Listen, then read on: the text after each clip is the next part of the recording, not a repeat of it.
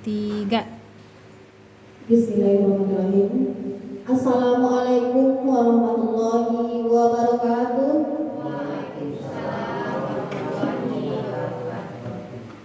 Alhamdulillah, alhamdulillahillazi arsala rasulahu bil huda wa dinil haqq liyuzhirahu 'ala dini kulli walau karihal musyrikun walau karihal munafiqun.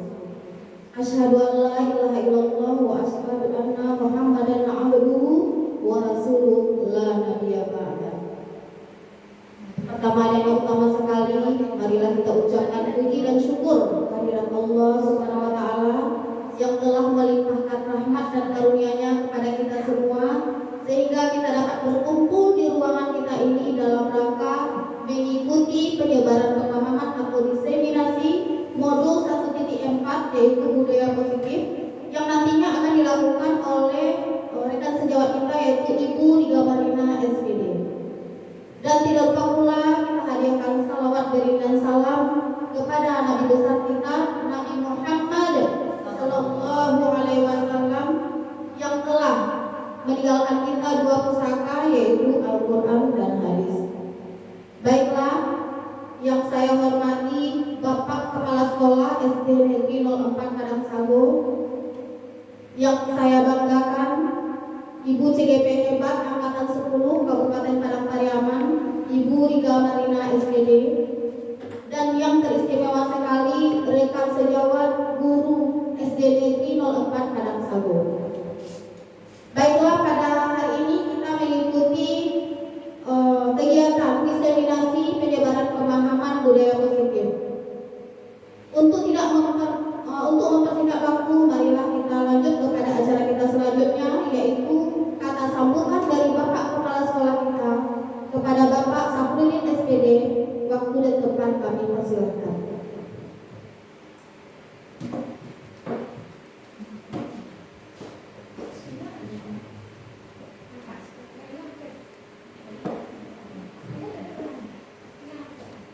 Assalamualaikum warahmatullahi wabarakatuh. Waalaikumsalam warahmatullahi wabarakatuh. Puji syukur marilah kita ucapkan kepada Allah Subhanahu wa taala yang mana yang telah memberi rahmat ini kepada kita semua sehingga kita bisa hadir di dalam ruangan ini untuk melaksanakan yaitu melaksanakan acara diseminasi budaya positif yang akan dilaksanakan oleh calon guru penggerak.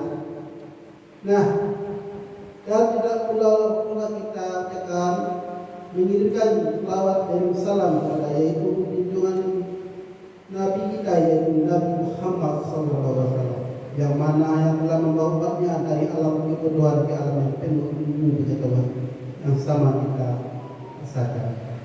Baiklah, sama-sama kita hormati Majelis Guru SD 04 Padang Sago. Nah, pada hari ini adalah hari bagi untuk guru penggerak, yaitu khususnya pada Riga Marina untuk menyampaikan diseminasi budaya positif pada di SD 04 Padang Sago, yaitu tentang mengajarlah dengan ikhlas dan bergeraklah dengan tegas agar mencetak generasi yang berkualitas. Nah, dalam acara ini, definisi budaya positif itulah perbuatan atau tingkah laku atau kegiatan yang positif untuk memajukan dan meningkatkan kualitas anak murid kita di SD 04 Padang Sago ini. Karena itulah dengan acara ini kita mengucapkan terima kasih kepada guru penggerak yang dalam saat ini sedang melaksanakan pendidikannya yaitu pada Riga Marina. Semoga dengan acara ini kita bisa meningkatkan budaya positif kita di SD 04 Padang Sago ini. Ya, itulah yang bisa Pak sampaikan. Dan menyudahi. Assalamualaikum warahmatullahi wabarakatuh.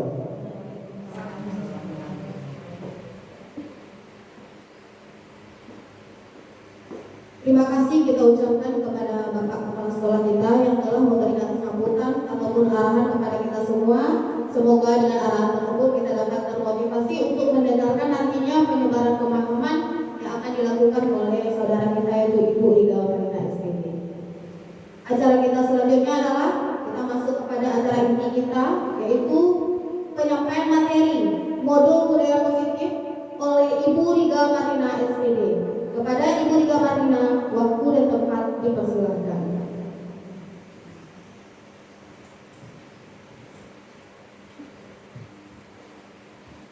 Bismillahirrahmanirrahim. Assalamualaikum warahmatullahi wabarakatuh. Alhamdulillah, seiring rasa syukur kehadiran Allah Subhanahu wa taala, berkat rahmat nikmat yang telah Beliau berikan kepada kita, sehingga pada kesempatan kali ini kita dapat berkumpul di ruangan yang sederhana ini dalam rangka kegiatan pengibasan diseminasi budaya positif dalam kegiatan program guru penggerak di SD 04 Padang Sago pada saat ini yang sedang berlangsung. Salawat dan salam tidak lupa kita hadiahkan kepada Nabi besar kita, yakni Nabi besar Muhammad Sallallahu Alaihi Wasallam. Berkat beliau kita dapat menjadi umat Nabi Muhammad dan menjadi golongan umatnya yang mendapat syafaat di akhir zaman nanti. Mudah-mudahan kita menjadi umat yang bisa selamat dunia dan akhirat. Amin, amin ya rabbal alamin. Yang terhormat Bapak Kepala Sekolah SD Negeri 04 Padang Sago, yang terhormat Bapak Ibu Guru SD 04 Padang Sago yang telah hadir dalam ruangan ini dan meluangkan waktunya untuk kegiatan yaitu pengibasan diseminasi penerapan budaya positif yang akan dijabarkan nanti. Bapak Ibu hadirin rekan sejawat yang saya hormati, terima kasih atas waktu yang telah diberikan, karena pada saat ini saya ingin menyampaikan pemahaman tentang budaya positif. Hal ini sangat perlu sekali bagi anak didik kita, bagaimana cara kita untuk kedepannya dalam menyelesaikan, mengatasi suatu permasalahan dan meningkatkan budaya positif baik dalam kehidupan sehari-hari maupun kita sesama guru di dalam pergaulan sehari-hari. Untuk itu perlu sekali penerapan budaya positif.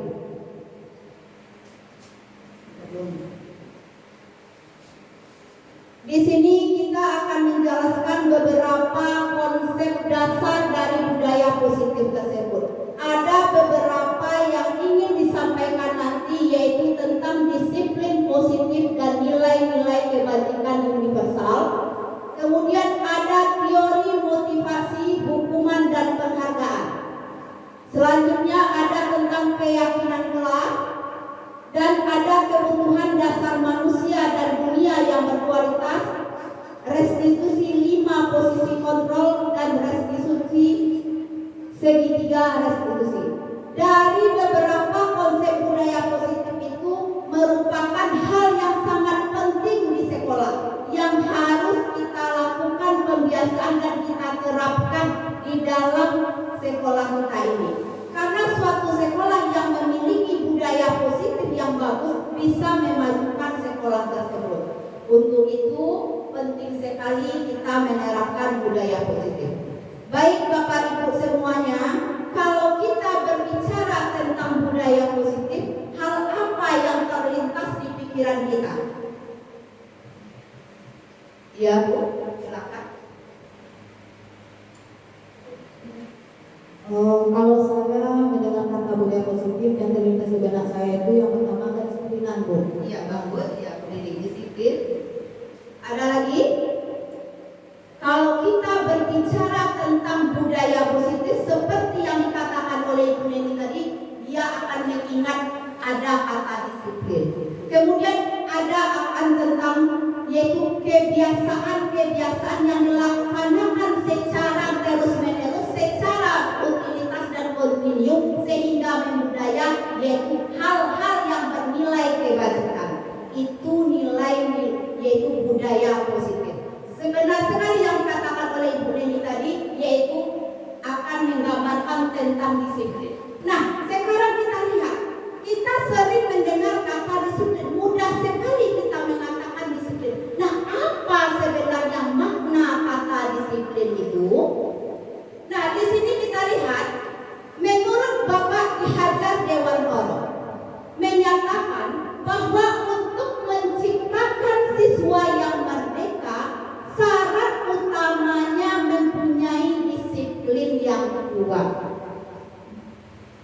yaitu disiplin yang berasal dari diri yang disebut dengan motivasi yang berasal dari dirinya, itu motivasi intrinsik.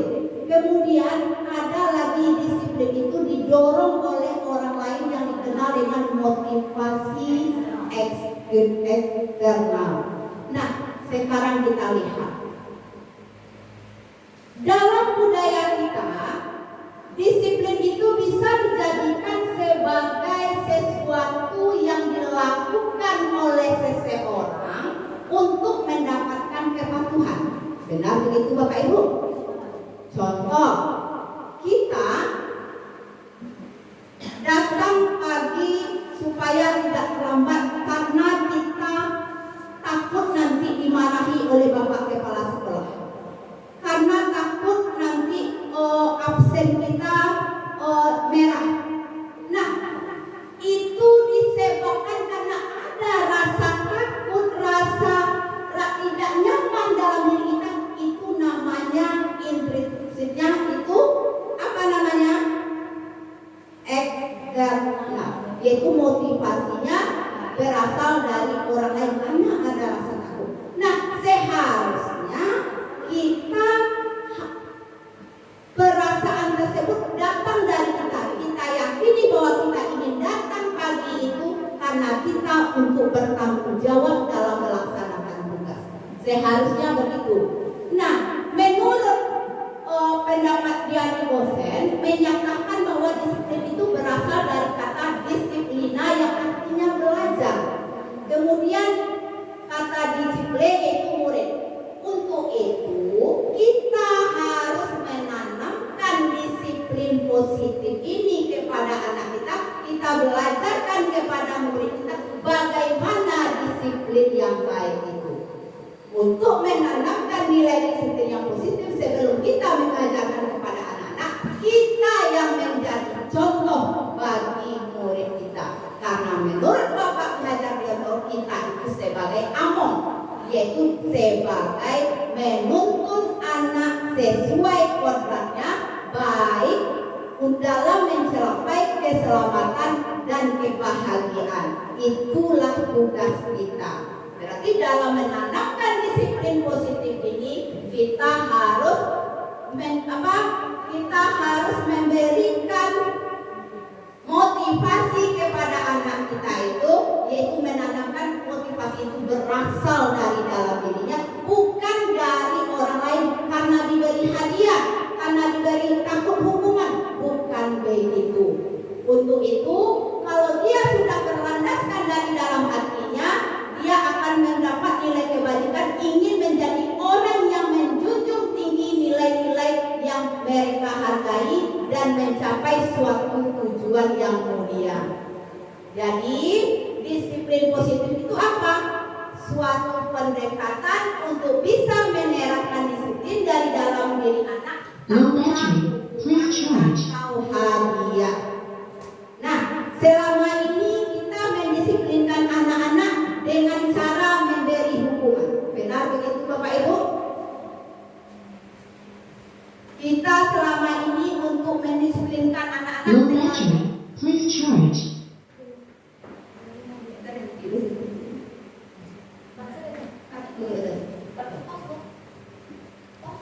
Low battery. Please charge. Alasan.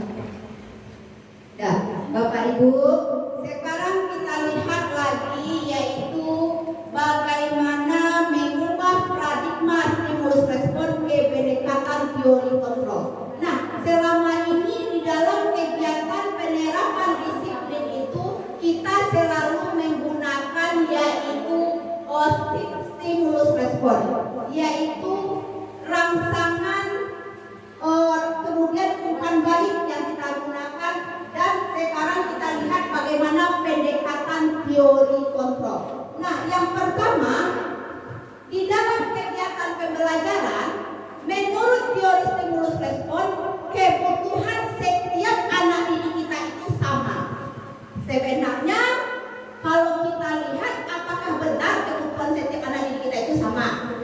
Berbeda. Nah, teori kontrol menerapkan bahwa setiap kebutuhan siswa kita itu di dalam kelas itu berbeda. Berarti selama ini kita selalu berpandangan kepada stimulus respon. Kemudian pada stimulus respon yaitu semua orang melihat hal yang sama. Kemudian pada teori kontrol setiap orang itu memiliki gambaran yang berbeda. Ya, begitu Bapak Ibu? Ya, berarti setiap siswa kita itu yang unik, beraneka ragam, memiliki gambaran yang berbeda, baik dalam segi potensinya, bakatnya, akademiknya berbeda. Nah, kita lihat lagi bagaimana menurut stimulus respon, yaitu kita berusaha mencoba mengubah orang lain supaya berpandangan sama dengan kita. Bisakah begitu? Setiap orang itu kita samakan pandangannya dengan kita? Tidak.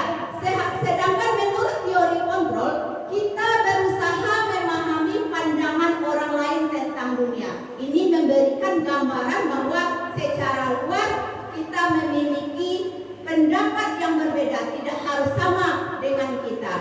Kemudian pada teori stimulus respon, perilaku buruk dilihat sebagai suatu kesalahan. Ini sering kita lihat, kita temukan di sekolah. Setiap anak melakukan kesalahan, kita selalu menilai dan mencapnya. Berarti kamu itu anak yang tidak baik, kamu itu anak yang berperilaku yang tidak tepat. Sering kita melakukan ultimatum seperti itu. Seharusnya menurut teori kontrol bagaimana? Belum tentu semua perilaku yang dilakukan anak itu buruk. Pasti dia memiliki tujuan. Nah, kemudian lagi menurut stimulus respon, orang lain bisa mengontrol saya. Sedangkan menurut teori kontrol hanya Anda yang bisa mengontrol diri sendiri. Nah, di sini kita lihat lagi, saya bisa mengontrol orang lain. Bisakah kita mengontrol orang lain? Ini kesalahan kita selama ini di dalam kelas. Kita sebagai guru sering beranggapan murid itu berada di bawah kita, di bawah kendali kita. Kita yang mengontrol anak-anak. Sebenarnya bagaimana? Kita tidak bisa mengontrol orang lain. Nah, di sini Ibu, saya membutuhkan rekan sejawat 2 orang. Silakan Ibu Neni dan Ibu Irma maju ke depan.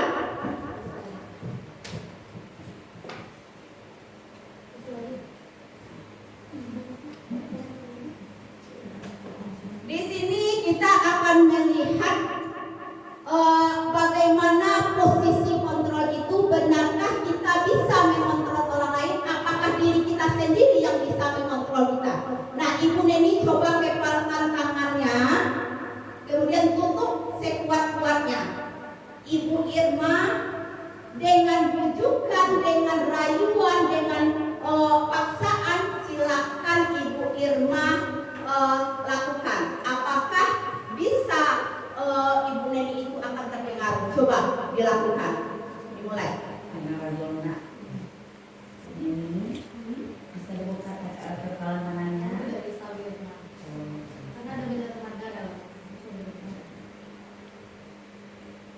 Lanjut, Irma. Bu Neni bisa dibuka kepala tangannya.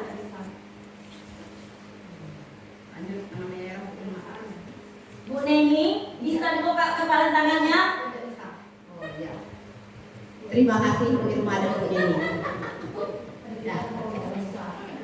Dari kegiatan yang dilakukan oleh Bu Neni dan Bu Irma, ya tadi Bu Neni menyimpan barang berharga, kemudian Bu Irma dengan bujukan rayuan, dengan apalagi dengan hentakan, dengan pemaksaan, kemudian dengan suara nada yang tinggi, Bu Neni tetap tidak mau melepas. Ini menandakan, menggambarkan bahwa yang mengendalikan diri kita itu diri kita sendiri, bukanlah orang lain. Jadi posisi kontrol itu kita tidak bisa mengontrol orang lain.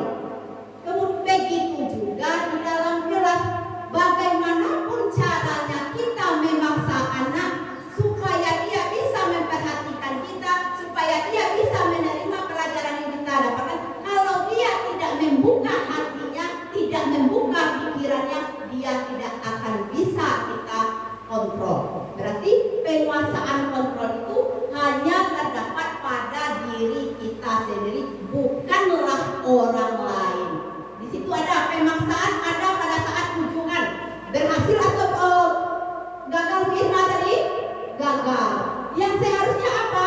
Kolaborasi dan konsensus. Konsensus itu apa? Kesepakatan tentang menciptakan pilihan-pilihan baru. Kita diharapkan di dalam kelas itu kita dapat memberikan pilihan kepada anak, tidak memaksa. Kamu harus begini, kamu harus patuh, kamu harus taat. Tetapi kita berdiskusi, kita sepakati, kita lakukan pilihan-pilihan dan kita yang menuntun anak tersebut sesuai dengan kemauannya.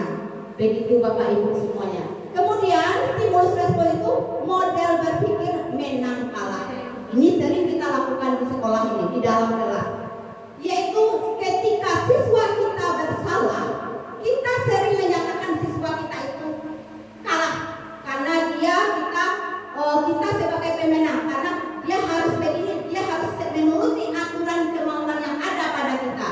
Nah, seharusnya bagaimana model berpikir menang-menang, gurunya menang, muridnya menang. Di sini maksudnya apa?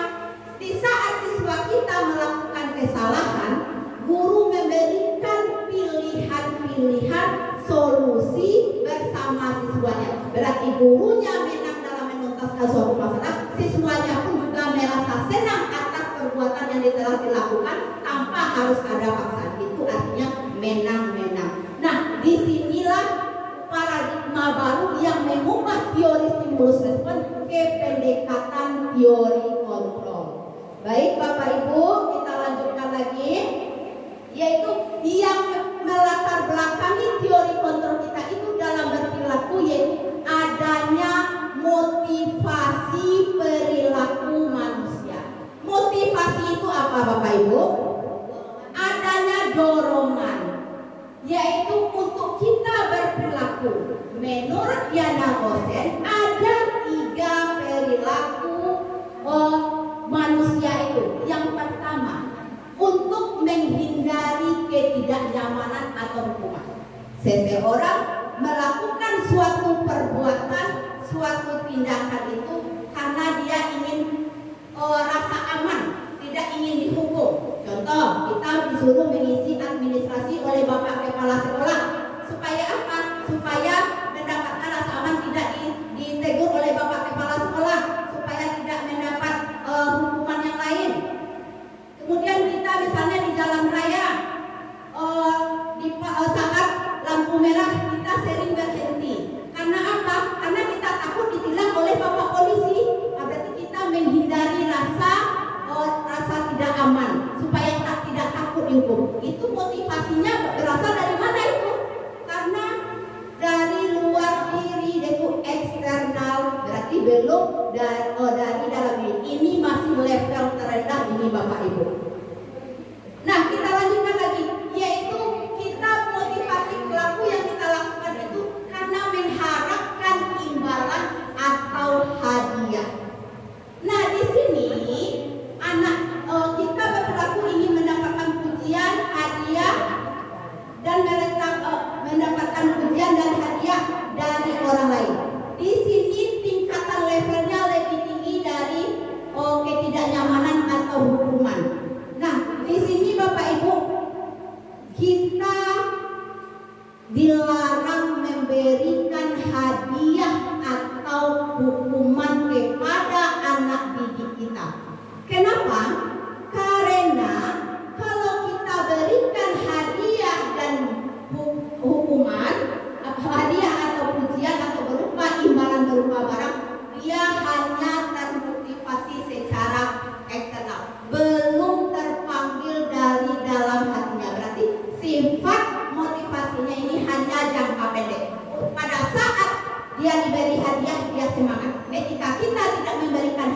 dia terhenti sampai di situ. Berarti tingkatannya lebih tinggi sedikit dari motivasi menghindari ketidaknyamanan atau hubungan. Makanya supaya jangka panjang anak itu tetap termotivasi dalam melaksanakan kegiatan, maka kita lakukanlah motivasi yang ketiga, yaitu untuk menjadi orang yang merdeka, inginkan dan menghargai dirinya sendiri itu dengan nilai-nilai yang mereka percaya. Mereka berbuat sesuai mereka berbuat sesuai yang dilakukan itu dari kemauan dalam hatinya, dari keinginan, karena dia menghargai diri sendirinya. Inilah motivasi yang berjangka panjang untuk selamanya. Nah, motivasi ini membuat orang untuk mempunyai nilai positif yang sangat tinggi. Nah, sekarang kita lanjut lagi hukuman dan penghargaan. Tadi sudah kita bahas bahwa memberi hukuman dan penghargaan itu adalah hal yang tidak baik dilakukan karena hanya memberikan motivasi yang bersifat sementara. Kemudian makanya kita tidak dianjurkan untuk memberikan hukuman dan penghargaan terhadap anak kita, karena cara mengontrol perilaku seseorang dapat menghancurkan potensi untuk pembelajaran yang sesungguhnya. Begitu Bapak Ibu. Nah, kita lanjut yaitu tentang keyakinan kelas. Nah, Bapak Ibu, kita sering mendengar keyakinan kelas. Sering? Atau peraturan kelas? Mengapa tidak peraturan kelas? Apa beda keyakinan kelas dengan peraturan kelas?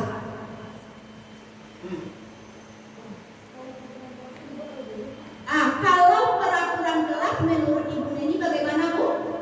Kalau menurut saya beda peraturan kelas dengan keyakinan kelas. Kalau peraturan kelas ini biasanya dibuat oleh guru gitu. Ya. Tapi kalau keyakinan kelas ini dibuat bersama-sama guru dengan siswa, sehingga nanti ada kesepakatan antara guru dengan siswa. Luar biasa sekali. Ya, betul sekali Bu Neni. Peraturan kelas itu biasanya ditentukan oleh atasan, ditentukan secara tertulis oleh atasan, yang lain hanya mengikuti dan mematuhi. Berarti sifatnya memaksa. Sedangkan untuk keyakinan kelas itu didapat dari curah pendapat antara kita dengan siswa kita, kemudian apa keinginan yang ingin dia, nilai kebajikan yang ingin dia tanamkan, yang ingin dia tetapkan dan disepakati bersama-sama, dan inilah yang menjadi keyakinan kelas. Berarti nilai-nilai kebaikan atau prinsip yang disepakati secara menyeluruh, kemudian orang akan lebih semangat, anak didik kita akan lebih bersemangat, tergerak untuk melaksanakan keyakinan daripada aturan yang telah tertulis itu yang sifatnya memaksa.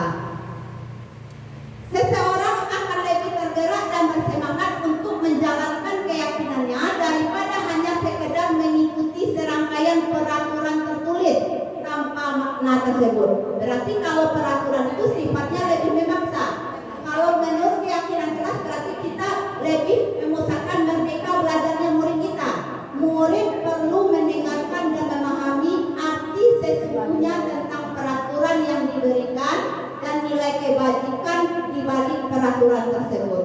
Apa tujuan utamanya? Bukan sekedar mengikuti serangkai peraturan, tetapi mengatur mereka tanpa memahami tujuan mulia. Nah, di sini kita simpulkan bahwa keyakinan kelas itu adalah nilai kebajikan yang diyakini oleh kelas itu untuk menumbuhkan motivasi yang berasal dari dalam dirinya dan budaya positif yang akan diterapkan di kelas tersebut. Begitu Bapak Ibu semuanya.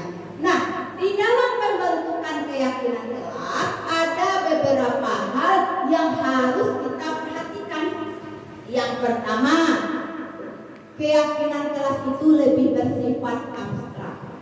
Kemudian berupa pernyataan yang universal, pernyataan secara menyeluruh. Kemudian dibuat dalam pernyataan positif. Apa maksudnya di sini?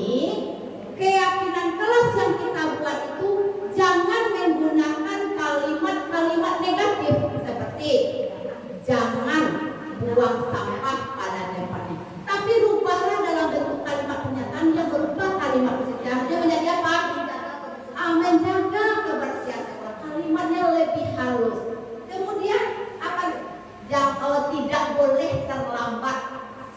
itu kalimat negatif. Sedangkan untuk membuat keyakinan kelas harus kalimat positif yang harusnya datanglah tepat waktu. Begitu Bapak Ibu. Kemudian keyakinan kelas itu dibuat sedikit tapi mudah diingat oleh siswa kita supaya dia mudah menerapkannya nanti. Kemudian buatlah keyakinan kelas itu sesuai dengan kondisi kelas dan sekolah sehingga mudah diterapkan. Kemudian semua warga sekolah atau warga kelas dilibatkan saat membuat keyakinan kelas dengan mengutamakan surah pendapat. Kemudian surah pendapat itu disatukan, dirangkum menjadi keyakinan kelas dan disepakati bersama. Begitu Bapak Ibu dalam membuat keyakinan kelas. Nah, di sini saya punya permasalahan. Coba dibaca Ibu Neni. Coba dibaca. Ada sebuah permasalahan. Ibu Ambar guru wali kelas 2A di SD Pelita Hati sedang bingung menghadapi ulang salah satu murid di kelasnya yaitu Doni. Beberapa anak di kelas 2A telah datang padanya dan mengeluhkan Doni yang seringkali meminta bekal makan siang mereka dengan paksa. Jika Anda menghadapi situasi seperti Ibu Ambar, apa yang akan Anda lakukan? Menurut Anda kira-kira apa alasan Doni melakukan hal itu? Nah, di sini ada sebuah permasalahan yang sering kita dengarkan, yang sering kita temukan, yaitu Ibu Ambar ini seorang wali kelas 2A. Dia bingung dengan ulah salah satu muridnya yang bernama Doni. Doni ini memiliki tindakan yang selalu meminta bekal makan siang temannya secara paksa. Jika kita berada pada situasi Ibu Ambar, kira-kira apa alasan Doni melakukan hal ini? Karena apa? Sering juga kita dalam kelas murid kita ada yang makan. Hal apa yang tidak terpenuhi? Yaitu apa? Yaitu kebutuhan dasarnya tentang rasa lapar. Nah, di sini Doni mengalami masalah tentang kebutuhan akan kemenuhan untuk bertahan hidup tadi ya. Ternyata kita lihat 5 kebutuhan dasar manusia itu. Kita harus paham seorang guru ini karena nanti banyak temuan-temuan kita di lapangan. Ada siswa kita yang mengantuk, kemudian berat kepalanya untuk mengangkatnya, lama, lemas dan loyo. Nah, itu harus kita jeli, itu kita harus tahu. Untuk itu kita pahami 5 kebutuhan dasar manusia. Yang pertama ada bertahan hidup, yang kedua ada kasih sayang, yang ketiga ada kebebasan, yang keempat ada kesenangan, yang kelima ada penguasaan. Nah, dari permasalahan Doni tadi, apa yang tidak terpenuhi oleh Doni? Coba. Ya, bertahan hidup alasannya apa Bu Neni? Iya, Doni tadi merasa lapar, berarti kebutuhan bertahan hidupnya. Makanya dia meminta makanan kepada orang lain, mengambil makanan itu juga tidak benar, tetapi secara paksa. Kemudian kebutuhan apa lagi? Selain bertahan hidup, kasih sayang karena dia kurang mendapat perhatian dari orang tuanya, tidak diberikan bekal, berarti dia ingin mencari perhatian itu. Itulah tugas kita. Kita harus memberikan perhatian kepada anak kita, memberikan kasih sayang kepada dia. Kemudian ada lagi apa lagi? Penguasaan.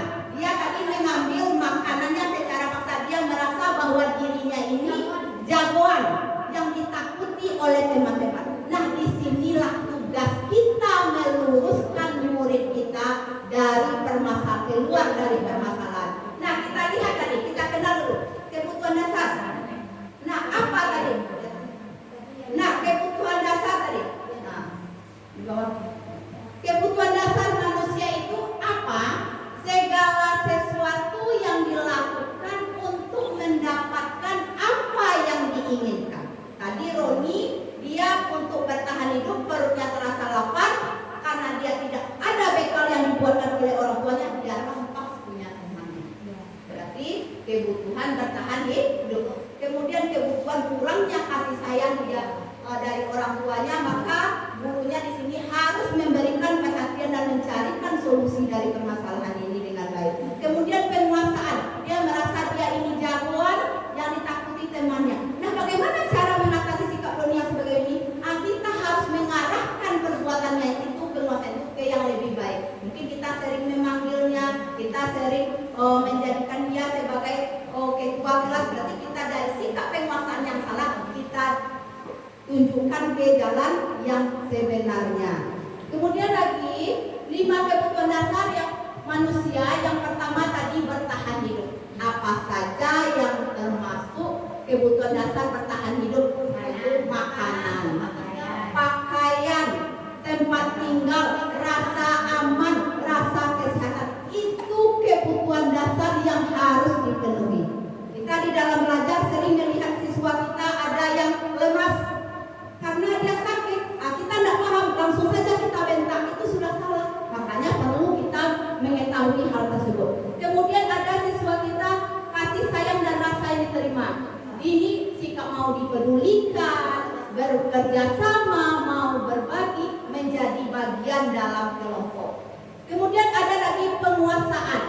Apa itu kebutuhan dasar yang termasuk penguasaan? Yaitu harga diri, keinginan untuk dianggap, kemudian memimpin, berprestasi, diakui dan didengar. Tadi Doni penguasaannya bagaimana tadi tuh? Dia merasa dirinya ini jagoan, dia merasa yang paling makanya dia rampas secara paksa. Tugas kita apa? Kita meluruskan, kita memberikan arahan kepada Doni. Kalau dia segitu penguasaannya, kita harus menuntut dia untuk bisa menjadi ketua kelas, memimpin dirinya dan memimpin teman-temannya. Itu yang kita arahkan. Kemudian kebebasan, yaitu harus mandiri, memiliki pilihan, mencoba hal-hal yang baru, mampu mengendalikan arah dirinya. Kemudian ada lagi kesenangan, nah itu bermain, humor, antusias dan tertawa. Inilah 5 kebutuhan dasar manusia yang harus kita penuhi dan harus kita ketahui untuk menyelesaikan temuan permasalahan yang ada di sekolah kita nanti. Nah, konsep 5 kebutuhan dasar itu tidak hanya berlaku pada anak-anak kita saja, Bapak Ibu semuanya, namun juga berlaku untuk kita orang dewasa ini. Karena para pendidik dan kependidikan, coba kita lihat di sekolah kita. Kita bisa memprediksikan kira-kira guru mana yang memiliki kebutuhan dasar yang tertinggi dan yang akan penguasaankah, akan kebebasankah, kesenangankah, atau rasa kasih sayang dan rasa diterima. Kira-kira apa? Bapak Ibu kita di sekolah kebutuhan dasar yang tinggi yaitu kesenangan atau rasa diterima, yaitu rasa diterima di dalam suatu sekolah untuk saling berbagi dan berkolaborasi antar satu sama lainnya. Nah, kita lanjut lagi. Di sini Bapak Ibu ada disiplin positif yang berikutnya, yaitu 5 posisi kontrol. Nah, 5 posisi kontrol itu yang pertama yaitu penghukum. Nah, selama ini kita di sekolah di mana posisi kita ini? Kemudian pembuat rasa bersalah sebagai teman, sebagai pemantau atau sebagai manajer. Nah, kita lihat lagi. Sebelum itu mari kita tonton video tentang 5 tentang posisi kita sebagai guru. Nah, nanti Bapak Ibu silakan lihat video ini nanti sebagai apa peran dari guru tersebut.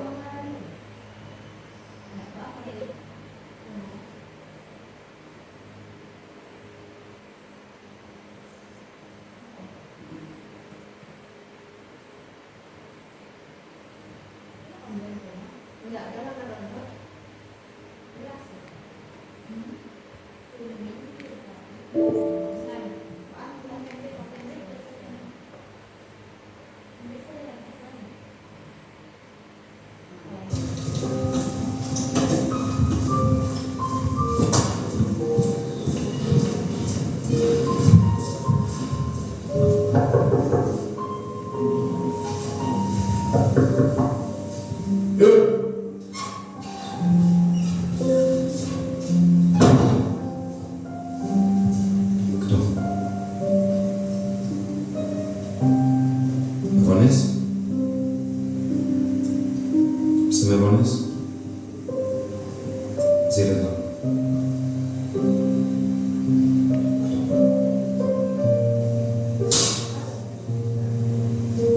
Škoda. Já to moc se procedím, všetci.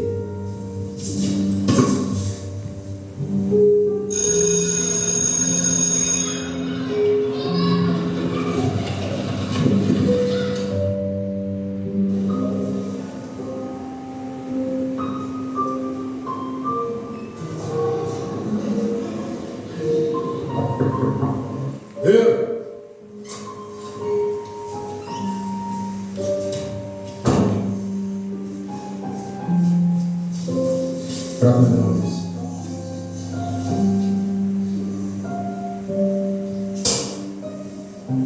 Škoda.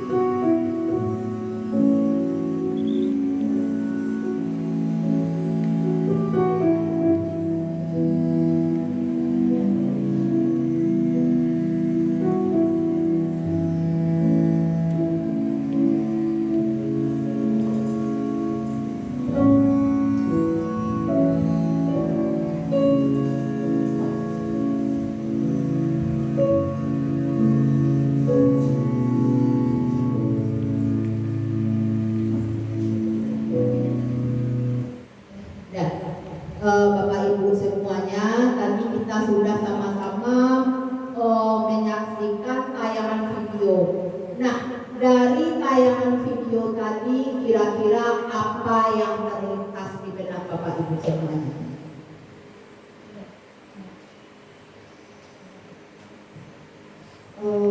Sebelum membicarakan apa yang terlintas di benak saya ingin menanggapi video tadi. Videonya sangat menyedihkan ya. Kita sebagai seorang guru, kita harus sadar bahwasanya posisi kita sebagai seorang guru itu bukan hanya menghukum anak ketika bersalah. Jadi dari video tadi, seorang anak yang selalu terlambat di pagi hari, dan gurunya selalu menghukum dengan memukul telapak tangan anak tersebut. Jadi menurut saya sebagai seorang guru sebaiknya kita tidak langsung menghukum. Kita tanya dulu apa alasannya, kenapa dia terlambat. Jadi kita tidak langsung menghukum anak tersebut, sehingga sebagai seorang guru jika kita tahu nanti alasannya kita akan menyesal melakukan hal yang seperti itu. Nah itu menurut saya. Assalamualaikum warahmatullahi wabarakatuh. Iya. Ada lain Bapak Ibu? Oke. Nah betul sekali yang dikatakan oleh Ibu Deni tadi, bahwa di dalam suatu permasalahan yang kita temukan dengan adat kita, jangan kita cepat menghukum siswa kita. Nah, kalau kita hukumkan dengan 5 posisi kontrol yang ada yang kita bahas tadi, kira-kira letak guru ini di posisi yang mana ya? Posisi penghukum. Apa alasannya? Ya, berarti karena dia secara langsung tanpa meminta keterangan, tanpa meminta suatu alasan, dia langsung menghukum. Nah, bagaimana ciri-ciri guru yang berposisi sebagai penghukum? Tadi bagaimana? Suaranya keras, matanya melotot, berbicara kasar, kemudian menggunakan alat untuk secara kekerasan menghukumnya. Berarti ini sebagai posisi kontrol penghukum. Kemudian kita lihat di sini lagi ada penerapan 5 posisi kontrol kita sebagai guru. Di sini ada kasus yaitu siswa tidak memakai atribut lengkap saat upacara. Ini sering kita temukan di sekolah kita. Setiap hari Senin ini ada saja yang tidak pakai topi, ada saja yang tidak pakai dasi. Nah, kalau gurunya yang berposisi sebagai penghukum, ayo Ananda, kamu hari ini tidak pakai topi, kemudian kalimatnya yang berbicaranya kasar, kamu beri hukuman hormat kepada bendera selama 1 jam. Itu untuk guru yang berposisi sebagai penghukum. Kemudian kalau pembuat merasa bersalah bagaimana? Apa yang dia katakan? Berapa kali Ananda sudah ibu katakan, sudah ibu beritahu, kamu selalu mengecewakan ibu, selalu tidak menggunakan topi. Ibu malu dengan bapak kepala sekolah. Kamu saja yang terus berdiri di depan sekolah ini, di halaman sekolah ini. Itu posisi membuat anak merasa bersalah atas tindakan yang dilakukan melalui perkataan dari bapak ibu guru ibunya tadi. Itu sebagai pembuat merasa bersalah. Kemudian sebagai teman. Nah, bagaimana kalau gurunya berperilaku posisinya sebagai teman? Ayo dong ikuti aturan sekolah, tolong bantu ibu ya. Sekali ini saja, sudah tidak apa-apa. Lain kali jangan dibuat seperti ini lagi ya. Tentu anak tersebut merasa senang kepada ibunya itu saja. Tetapi dengan guru lain belum tentu dia berbuat seperti itu. Itu posisi guru sebagai teman, Nah, kita lanjut lagi, ada yang keempat, yaitu sebagai pemantau. Nah, bagaimana perilaku guru yang sebagai pemantau di sini? Apa yang dia katakan seketika siswanya melanggar tidak pakai atribut saat upacara bendera? Kamu sudah melanggar peraturan sekolah. Kamu tahu kan konsekuensinya apa? Setelah upacara kamu beri atributnya ke koperasi dan jangan diulang lagi. Berarti dia memang tahu apakah dia langsung siswa ini benar memberi atributnya. Nah, yang kelima yaitu sebagai manajer. Apa yang dilakukan guru pada tindakan sebagai manajer? Apakah kamu tahu kesalahan kamu? Kira-kira bagaimana kamu memperbaiki kesalahan ini? Itu sebagai posisi manajer. Nah, Bapak Ibu, dari 5 posisi kontrol yang telah kita bahas tadi, posisi kontrol kita itu coba kita rasakan diri kita sudah berada tahap mana? Ayo. Sebagai apa kita? Dulu saya sebelum memahami ini, dulu saya sering sebagai penghukum. Setiap anak siswa saya tidak buat PR, saya beri hukumannya 2 kali lipat. Soalnya 5 menjadi 1. Namun setelah mengikuti PGP ini saya sadar berarti bahwa siswa saya tidak bisa saya kendalikan, saya kontrol, tetapi posisi kontrol itu terletak pada anak kita. Nah, disinilah yang menjadikan terbuka hati saya setelah mempelajari modul ini. Nah, posisi kontrol apa yang sudah Bapak Ibu terapkan selama ini? Sudah tadi ya Bapak Ibu. Kemudian di sini coba kita jawab. Saya kecewa sekali dengan kamu. Kira-kira posisi kontrol yang mana tadi ini? Iya, membuat rasa bersalah. Selalu menyatakan kepada siswanya itu kita kecewa, kita malu dengan tindakannya. Berarti siswa itu merasa dirinya sebagai pembuat kesalahan. Itu merasa kesalahan. Nah, ini ada lagi permasalahan. Kamu tidak benar melakukannya. Kira-kira posisi kontrol yang mana ini? Kamu tidak pernah benar melakukannya. Salah kamu. Misalnya kita membuat soal tidak pernah benar, selalu salah. Kamu harus begini. Berarti pembuku. Kemudian apa rencanamu untuk menyelesaikan masalah ini? Kira-kira ini posisi guru ini sebagai manajer, yaitu menanyakan kepada siswanya untuk dia yang menyelesaikan dan mempertanggungjawabkan kesalahan yang dia dapat, yang dia lakukan. Kemudian ayolah lakukan demi Bapak Ibu. Ini sebagai apa ini posisinya? Iya, bagus, sebagai teman. Nah, ini lagi, kamu tidak pernah mendapat nilai jika tidak mengerjakan tugas. Iya, memang tahu kalau kamu tidak akan bekerja atau tidak mengerjakan tugas ini, kamu tidak akan pernah mendapat nilai. Untuk itu silakan kerjakan, nanti ibu akan cek kembali. Ini sebagai pemantau. Nah, Bapak Ibu, dari 5 posisi kontrol itu apa posisi kontrol yang paling bagus kita terapkan, yang kita anjurkan? Yaitu sebagai manajer. Kenapa? Iya, bagus kata Bu Neni, karena siswalah yang menemukan permasalahan, kemudian kita menuntunnya dan membuat kesepakatan dan mempertanggungjawabkan dari apa yang telah dia lakukan tersebut. Berarti dari keyakinan yang telah dia perbuat. Nah, Bapak Ibu, untuk menyelesaikan masalah tersebut bisa kita lakukan dengan cara restitusi. Bapak Ibu tahu itu apa restitusi? Nah, restitusi menurut dosen itu proses menciptakan posisi bagi siswa untuk memperbaiki kesalahan mereka, sehingga mereka bisa kembali pada kelompoknya dengan karakter yang lebih baik lagi, yang lebih kuat. Kemudian restitusi ini bisa menjadikan siswa lebih punya tujuan, punya disiplin positif, dan memulihkan dirinya ketika membuat suatu kesalahan. Nah, inilah proses restitusi. Nah, proses restitusi itu dilakukan dengan 3 cara, makanya dikenal dengan segitiga restitusi. Nah, kita lihat tadi restitusi itu sama dengan suatu proses dialog atau percakapan antara guru dengan siswanya agar siswanya itu bertanggung jawab dan mandiri dalam menyelesaikan permasalahan yang dia lakukan. Nah, apa langkah yang pertama? Yaitu menstabilkan identitas. Nah, di sini guru berdasarkan prinsip membuat kesalahan, proses dari pembelajaran ini apa yang dilakukan guru? Berbuat salah itu wajar. Tidak ada manusia itu yang sempurna. Nah, Bapak Ibu dulu pernah juga melakukan kesalahan yang sama.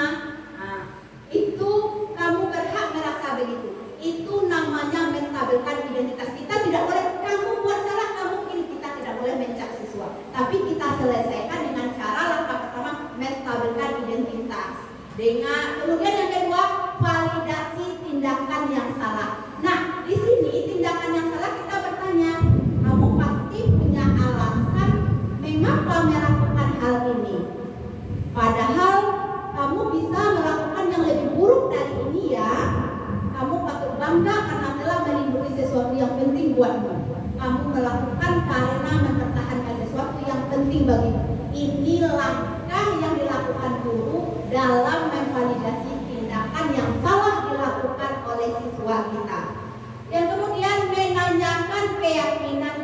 Berarti dari keyakinan yang telah dibuat bersama guru kelasnya, keyakinan apa yang telah disepakati dan keyakinan apa yang telah dia langgar. Nah, Bapak Ibu, sekarang coba kita lihat cara penyelesaian masalah dengan restitusi. Ini saya sudah mencoba mempraktekkan belajar untuk menyelesaikan masalah secara Kita semua anak-anak Indonesia, generasi penerus bangsa. Ya sekolah, tugas kita yang utama, serta taat ibadah sesuai agama. Ayo kawan, belajar sih. tapi tariknya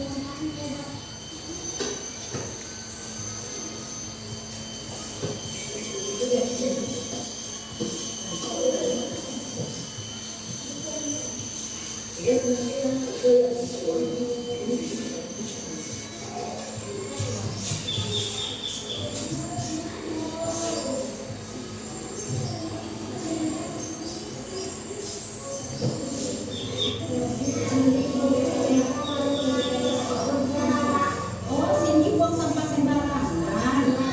Terima kasih ya Caca informasinya.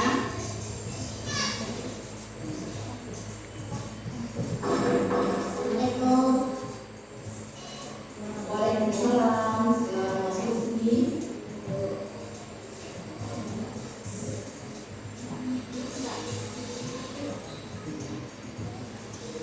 Ini kamu kenapa ikut diskusi di sini? Pagi ibu mendapat informasi kalau Cindy membawa sampah sembarangan. Kenapa? Ibu memanggil Cindy ke sini bukan untuk menyalahkan dan mendiskusi, tetapi mencari solusi dari permasalahan ini. Semua orang pernah melakukan kesalahan, jadi tidak ada manusia yang sempurna. Ibu dulu pernah melakukan kesalahan yang sama, bagaimana caranya kita untuk memperbaiki masalah ini. Bolehkah kami bertanya?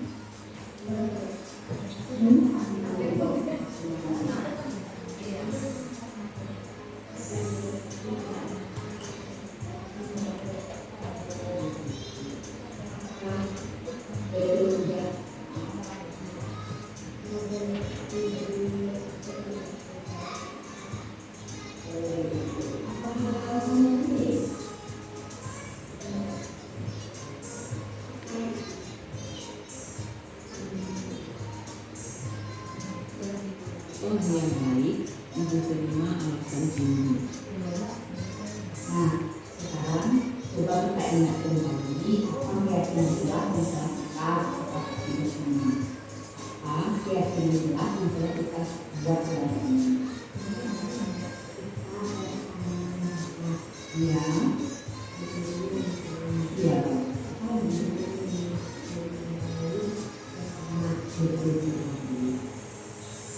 Ini sudah membuat sesuai dengan keyakinan yang telah sampai tadi. Kenapa?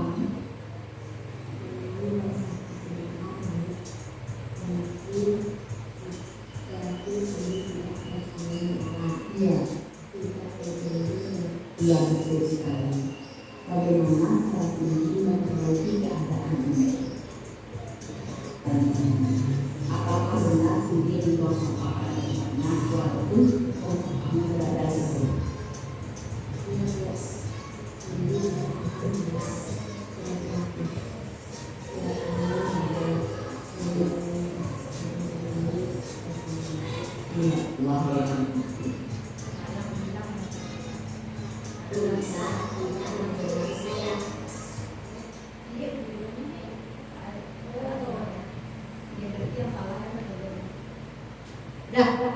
Ibu, tadi kita melihat cara guru dalam menyelesaikan suatu masalah dengan menggunakan yaitu posisi kontrol sebagai restitusi.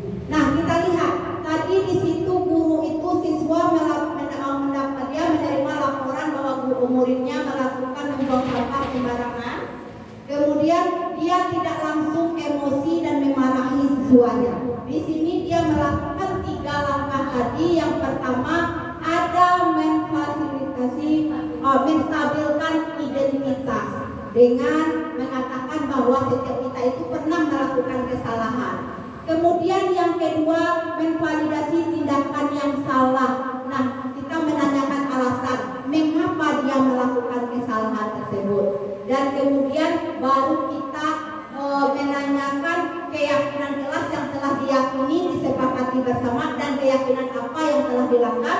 Sekiranya dia melakukan itu ke depannya, apa yang akan terjadi. Nah, disinilah tahap kita sebagai guru nanti dalam menyelesaikan masalah. Supaya apa? Supaya kita itu tidak cepat marah, tidak cepat emosi. Makanya menggunakan yaitu restitusi ini dalam menyelesaikan masalah. Nah, Bapak Ibu semuanya, nanti kita harapkan ke depannya kita lebih bisa lagi menghadapi semua temuan dan permasalahan yang ada di lapangan itu dengan menerapkan disiplin positif, baik itu dari diri kita sendiri. Kita meyakini bahwa nilai yang kita percaya itu untuk menghargai diri kita dan menjadi pembelajar sepanjang hayat akan menjadi teladan bagi murid kita sesuai dengan kata Bapak Ki Hajar Dewantoro sebagai among bagi anak didiknya. Kemudian sebagai untuk kita bisa berkolaborasi dengan kawan-kawan semua, karena kegiatan disiplin positif ini tidak bisa dilakukan dengan waktu yang cepat. Kita membutuhkan waktu yang panjang untuk mengadakan perubahan ini. Mari kita saling bekerja sama, saling berkolaborasi dalam mencapai tujuan terlaksananya budaya positif di sekolah kita. Baiklah Bapak Ibu, cukup sekian materi hari ini tentang pengibasan budaya positif di SD Negeri 04 Kadangsargo sesuai materi yang saya dapat dari program pendidikan guru penggerak di modul 1.4. Mohon maaf atas segala kekurangan dan saya sudahi dengan Assalamualaikum warahmatullahi wabarakatuh.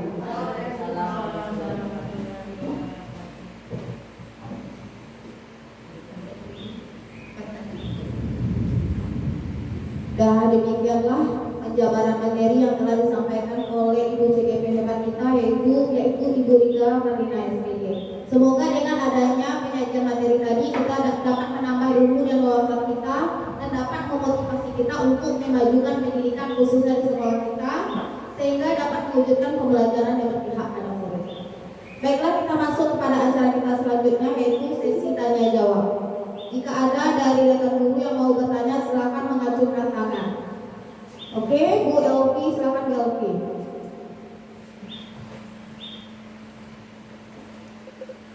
Bismillahirrahmanirrahim.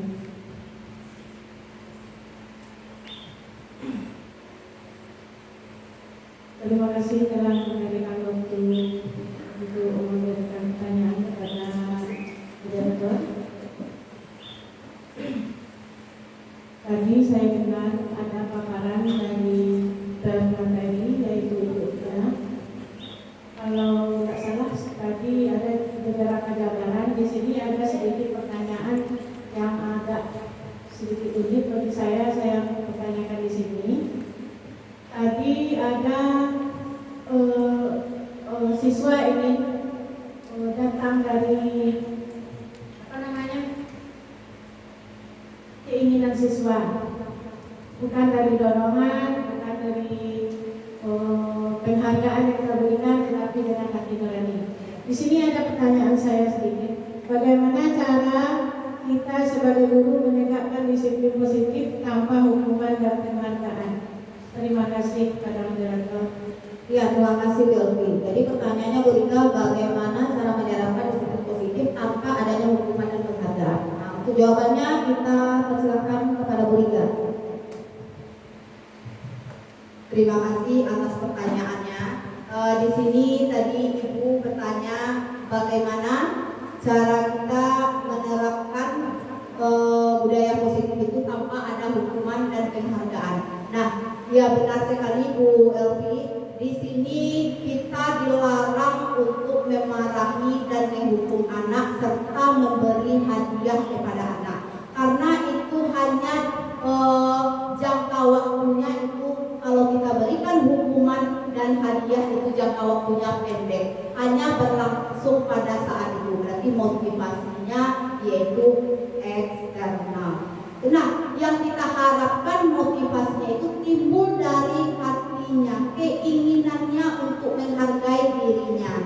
Itu yang perlu kita tuntun dan kita tanamkan kepada siswa kita. Nah, langkah kita bagaimana? Nah, dari 5 posisi kontrol yang kita dengar tadi, kita memilih sebagai posisi kontrol manajer. Di sini kita menuntun siswa kita yang salah tanpa harus menyalahkannya secara langsung, tetapi kita melakukan 3 tahap tadi, yaitu menstabilkan identitas kita, cari tahu bahwa kita ini kita manusia pasti pernah melakukan kesalahan. Kemudian kita validasi tindakan yang salah. Mengapa dia melakukan kesalahan? Tentu punya tujuan. Jangan kita main hakim sendiri seperti video tadi, langsung diberi hukuman. Itu karena setiap orang menurut teori kontrol melakukan kesalahan pasti ada tujuan yang mendasarinya. Kita tanyakan alasannya. Nah, setelah itu dari permasalahan yang sudah kita ketahui, baru kita hubungkan dengan keyakinan kelas yang telah dibuat bersama. Keyakinan kelas apa yang dia langgar. Nah, kita tanyakan sendiri kepada dia, apa usaha kamu untuk memperbaiki ini. Nah, berarti dari siswa itu, dengan adanya peran guru sebagai manajer dan melaksanakan cara restitusi, maka kita tidak ada lagi menghukum siswa, kemudian memarah-marahi siswa, kemudian menyelesaikan masalah itu dengan bijak, tegas, dan dewasa. Berarti dengan melaksanakan kegiatan restitusi. Begitu Ibu cara kita dalam menyelesaikan permasalahan. Terima kasih.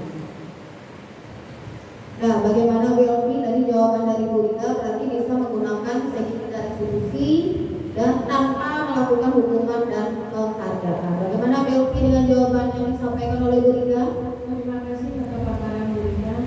Saya puas sekali. Assalamualaikum warahmatullahi wabarakatuh. Ya, waalaikumsalam warahmatullahi wabarakatuh. Baiklah, dengan berakhirnya sesi tanya jawab tadi, maka berakhirlah acara kita pada siang hari ini. Saya selaku moderator mengucapkan mohon maaf jika ada kesalahan, dan sebelum kita tutup acara ini, marilah kita mengucapkan hamdalah. Alhamdulillahirabbil alamin. Assalamualaikum warahmatullahi wabarakatuh.